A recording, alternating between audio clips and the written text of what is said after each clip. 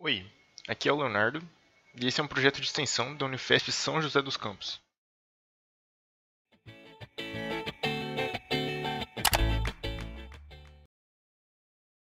Esse vídeo é uma entrevista sobre o experimento da luz negra, complementar ao experimento da luz negra. Caso não tenha visto o vídeo anterior, é recomendado assisti-lo. Nessa entrevista falaremos com o professor Robertson, que possui graduação em Física Médica pela Unesp, mestrado em Neurociência pela Unifesp e doutorado em Física Aplicada pela USP. Além disso, possui pós-doutorado na USP em Ciências Exatas da Terra, na área de Física, nas sub-áreas de meios porosos e instrumentação específica de uso geral em Física. Atuou como professor na Unesp Rio Claro por um ano, dando aulas de Biofísica e Físicas Básicas, e na UFSCar por um ano, também dando aulas de Físicas Básicas. Atualmente é professor da Unifesp, campus São José dos Campos, atuando em imagens de ressonância magnética, relaxometria, volumetria, processamento de imagens biomédicas e epilepsia. Após essa breve introdução, damos início à entrevista para detalhar um pouco algumas partes do vídeo sobre luz negra. O senhor poderia falar como surgiu seu interesse na sua área de estudo? Sim, na verdade eu prestava medicina, eu queria ser neurocirurgião, prestei 3 anos medicina, mas eu sempre gostei da parte de exatas, e da interface, assim, né? Eu gostava de biológico, mas gostava também da parte de exatas. E depois do último ano surgiu um curso de verão, um vestibular de verão, de inverno, na verdade, na época, né? Foi o primeiro vestibular de inverno de Física Médica na Unesp Botucatu. Aí eu prestei e passei. E a minha ideia inicial era fazer o curso, né? E no final do ano prestar de novo medicina. Só que aí quando eu entrei, a minha primeira aula de cálculo, eu falei, meu, é isso que eu quero fazer, entendeu? Eu vi que eu gostava realmente disso, gostava realmente da área. Eu via as ementas, né, uma coisa que os nossos alunos não costumam fazer muito. Eu olhei as ementas de todas as disciplinas, né, e vi, me apaixonei pelo Realmente, curso. os Falei, é isso alunos, mesmo que eu quero. nem todo mundo acaba vendo as ementas. Infelizmente, ajuda, vale a pena. Vamos para a próxima pergunta, então. O público leigo Uhum. ouve falar muito sobre radiação e que a luz é composta de fótons, criando uma confusão na informação. Assim, o que é a radiação, no caso a radiação eletromagnética, e qual a relação dela com os fótons? Então, a radiação eletromagnética é um tipo de radiação. Então, você tem um espectro eletromagnético, né? E nesse espectro eletromagnético, você tem, de acordo com a frequência ou comprimento de onda, né? Do espectro, você divide esse espectro dependendo desse valor da frequência e comprimento de onda. Então, você tem ondas de rádio, você tem micro-ondas, luz visível, ultravioleta, infravermelho, raio-x, raios gama, entendeu? Então, isso é o range que você tem. Né? Essa confusão ocorre porque a radiação eletromagnética nessa faixa, né, a faixa UV, né, a faixa de raios gama, a faixa visível, você pode pensar a radiação eletromagnética como ela sendo composta de fótons. Então, o que acontece? Ela tem a tal da dualidade onda-partícula. Então, ela se movimenta como luz, então ela tem todos os, como onda, elas têm todas as características de onda, então ela sofre interferência, difração, né, tudo como uma onda, mas quando ela vai interagir pontualmente, então quando eu jogo uma luz em um objeto, esse objeto vai absorver essa luz, ela interage como partícula, como um fóton. Então daí vem essa dualidade onda-partícula. Então na verdade ela é os dois, né? Então a radiação eletromagnética ela é tanto luz, né, tanto onda quanto partícula. Vamos para a próxima pergunta agora.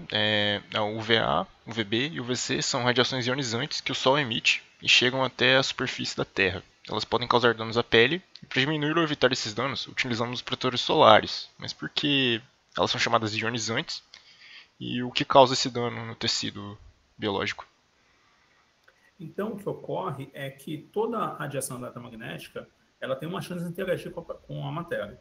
Né? E quando nós falamos radiação ionizante, é quando a radiação ela tem um nível de energia que ela consegue quebrar alguma ligação química de algumas moléculas. Então, radiação ionizante seria aquela que quebra uma ligação, pode quebrar uma ligação, e quando quebra essa ligação, essa partícula, essa molécula, ela não está mais estável, ela está instável. Ela está no estado que a gente chama de excitado. E nesse estado, ela fica muito ativa, então ela consegue reagir muito rapidamente com qualquer partícula que tenha perto, com a molécula ou qualquer substância que tenha próximo. Entendeu? Então, esse é o problema. Ela pode causar malefício, principalmente se a molécula que sofrer esse processo, né, de ionização foi uma molécula, por exemplo, que faz parte do DNA. Então, isso ocorre porque se houver uma mudança, tiver uma reação e você mudar alguma base hidrogenada, o que vai acontecer é que ao longo do tempo essa célula ela pode manter essa informação genética que foi falha e se reproduzir com essa informação. Aí você pode desenvolver alguns tipos de doenças. E qual que é a ligação disso com os radicais livres? Então, essa é a ideia. A Ah, ideia é que quando você ioniza, né, a molécula, ela se torna um radical livre, né? Então, agora ela vai reagir com o que tem próximo. Então, você produz esses radicais que vão interagir e essas interações podem ser ou não danosas ao corpo. então para a última, finalizando, vamos dar enfoque. A gente deu muito enfoque ao lado ruim das radiações, ionizantes especificou o V, e teria algumas aplicações que você gostaria de falar que são bom, benéficas no dia a dia? Com certeza, né? Então, nós temos dentro do espectro eletromagnético, tem o UVA, o VB e o UVC. Então, são regiões do espectro, né? Você tem comprimentos de onda na casa de 200 nanômetros, né? Então, nessas regiões, você consegue separar o VA, o VB e o UVC, né? O que ocorre é que dependendo do tipo de molécula que você tem, ela interage, ela consegue absorver mais um determinado parte do espectro, né? E o que ocorre é que boa parte de bactérias e vírus consegue absorver bastante nessa região da faixa do UVC. Por isso que ela é bastante utilizada como um tipo de agente para conseguir limpar, né? Conseguir matar bactérias e vírus. Inclusive, alguns grupos lá de São Carlos, por exemplo, onde eu trabalhei lá no Instituto de Física de São Carlos, tem desenvolvido alguns tipos de sistemas, por exemplo, para carros, né, que você consegue desinfectar, né, inclusive contra o SARS-CoV, que nós temos agora do Covid, entendeu? Então, essa é uma utilidade muito interessante da UVC, no caso. A UVA e o UVB também tem uma absorção, mas a quantidade de absorção é muito menor. Né? Então, ela é muito mais relevante, né, para o caso de matar vírus, nessa faixa. Pra você ter uma ideia, um artigo que saiu faz pouco tempo, né, quando começou o Covid, mostrava que a UVC, por exemplo, ela consegue matar 90% de vírus na casa de milissegundos e 99,9% de vírus até com interações na faixa de 3 segundos.